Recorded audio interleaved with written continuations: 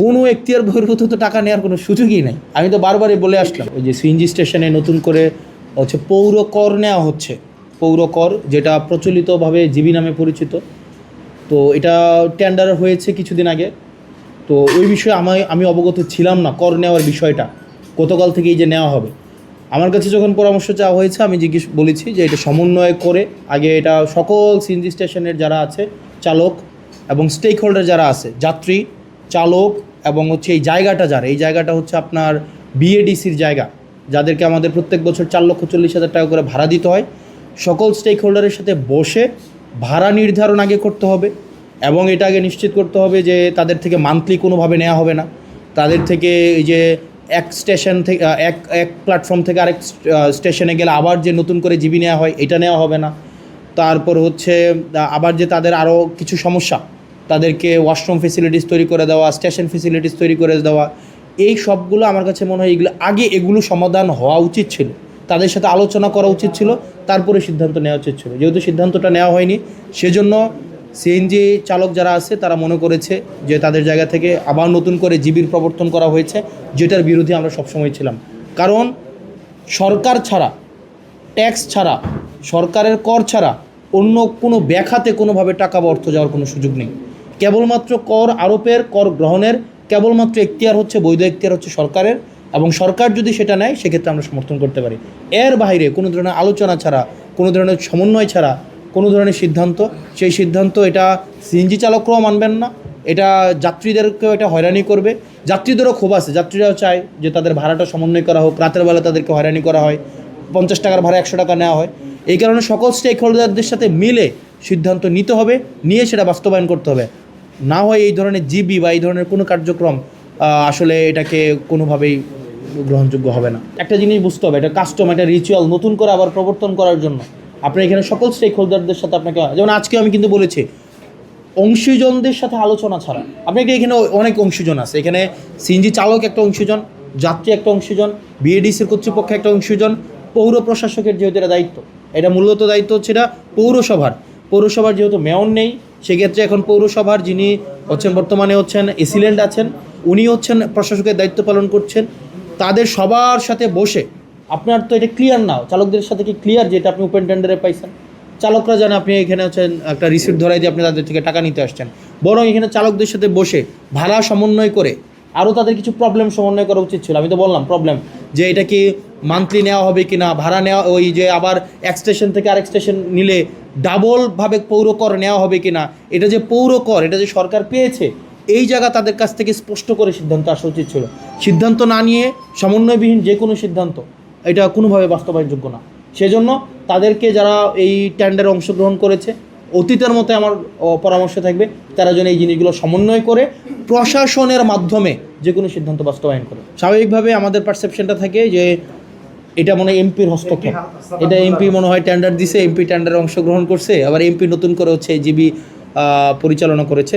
এই কোনো বিষয়ের সাথে আপনারা যারা উপস্থিত আছেন আপনারা সবাই জানেন এটা পৌরসভা একটা অটোনমাস বডি, এটা একটা স্বতন্ত্র একটা বডি, এবং পৌরসভার রাজস্বের মধ্য দিয়ে কিন্তু পৌরসভার খরচ পরিচালিত হয়।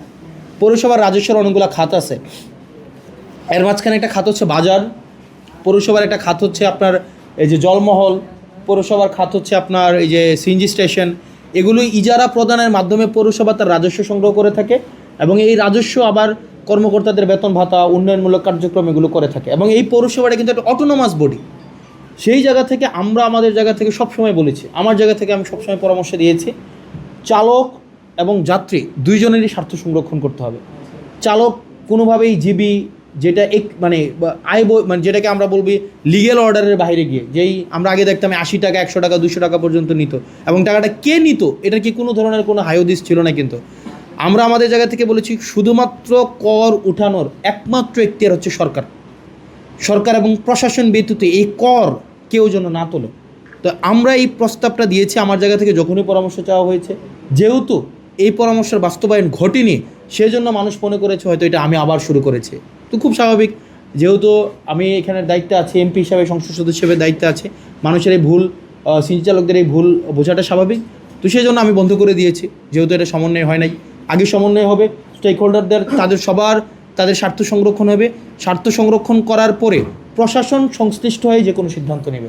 প্রশাসন সংশ্লিষ্ট হওয়া ছাড়া, আমাদেরকে সংশ্লিষ্ট করা ছাড়া, সিএনজি চালকদের স্বার্থ সংরক্ষণ ছাড়া, যাত্রীদের স্বার্থ সংরক্ষণ ছাড়া, ভাড়ার চার্ট নির্ধারণ ছাড়া, ইজারা যারা পেয়েছে ইজারাদারদের পরিচয় উন্মুক্ত করা ছাড়া, প্রশাসনের সংযুক্ত ছাড়া এই সিদ্ধান্ত কোনোভাবে বাস্তবায়ন হবে না। কয়েকটা সমস্যা তৈরি হয়েছে। এক হচ্ছে এই যে পৌর কর নতুন করে নেওয়া হবে, পৌর করটা, এই পৌর করের সাথে এটা দায়িত্ব প্রশাসনের। এই পৌর করের বিষয়ে স্বার্থ সংশ্লিষ্ট সবাইকে একত্রে ডেকে নিয়ে সেই সমস্যার সমাধান করা। একই সাথে সাথে এই যে ভাড়া যে বৃদ্ধি পাচ্ছে, এই ভাড়াও এটা একটা নিয়মের মধ্যে নিয়ে আসা, যাতে করে চাইলে ভাড়া বৃদ্ধি না করতে পারে। কোনো এখতিয়ার বহির্ভূত তো টাকা নেওয়ার কোনো সুযোগই নেই। আমি তো বারবারই বলে আসলাম, বাগুর সিএনজি স্টেশনে তারা নিজস্ব শৃঙ্খলার জন্য দিয়ে একটা লোক রাখছে, যেন সিএনজিগুলো শৃঙ্খলা রাখা হয়, এটা করা হয়, এবং তাদেরকে মনে হয় 10 টাকা বা 20 টাকা করে দেয়। এবং এটাও শুনছি এক্ষেত্রে এখন একটা রাজনৈতিক সংশ্লিষ্টতা ঢুকেছে। কেউ অনেক কতিপয় রাজনৈতিক দল, নাম উল্লেখ করব না, তাদের কয়েকজন দেখা যাচ্ছে যে হয়তো ওই দেখা যায় আছে না, ওই যে মাতুব্বরি করতে যাওয়া, যে তোমাদেরটা আমি তুলে দিচ্ছি, এরকম করতে যাওয়া। এরকম যদি হয়ে থাকে সেটা আপনারা আমাদেরকে তথ্য দিবেন এবং প্রশাসন যথাযথভাবে আমরা ব্যবস্থা নিব। এবং আমি আবারও বলি, এখতিয়ার বহির্ভূত অর্থ আদান প্রদানের কোনো সুযোগ নেই। এবং শুরুতেই বলেছি, জিপি, চাঁদাবাজি, এই জায়গাগুলো কোনোভাবেই দেবিদ্বারে কোনোভাবে হইতে পারবে না বলেই তো আমরা আজকে দেখেন আমরা মানে যেহেতু এটা আমাদের জ্ঞাত বহির্ভূত ছিল, আমরা এটাকে বন্ধ করেছি। এখন স্বার্থ সংশ্লিষ্ট সবাইকে নিয়ে যখন এটাকে করা যাবে, তাদের স্বার্থ সংরক্ষণ করা হবে, তখন প্রশাসন এই বিষয়ে সিদ্ধান্ত নেবে। শুধুমাত্র দেবিদ্বার না, সারা বাংলাদেশে যে কোনো করের হার কয় টাকা কর হবে এটা প্রশাসন নির্ধারণ করে দিবে। ফাইন, করের হার কত এটা প্রশাসন নির্ধারণ করবে, 1 নম্বর বিষয়। 2 নম্বর বিষয়, করের হার কত এটা প্রশাসন নির্ধারণ করার পরে সংশ্লিষ্ট বাজার হোক, সংশ্লিষ্ট হসপিটাল হোক, জলমহল হোক, যে কোনো জায়গায় যেটা হবে সেটা হচ্ছে যে প্রশাসন এটা দৃশ্যমান একটা লিফলেট অথবা দৃশ্যমান কোনো একটা বিলবোর্ডের মধ্যে সেটাকে দৃশ্যমান করে দিতে হবে, যাতে করে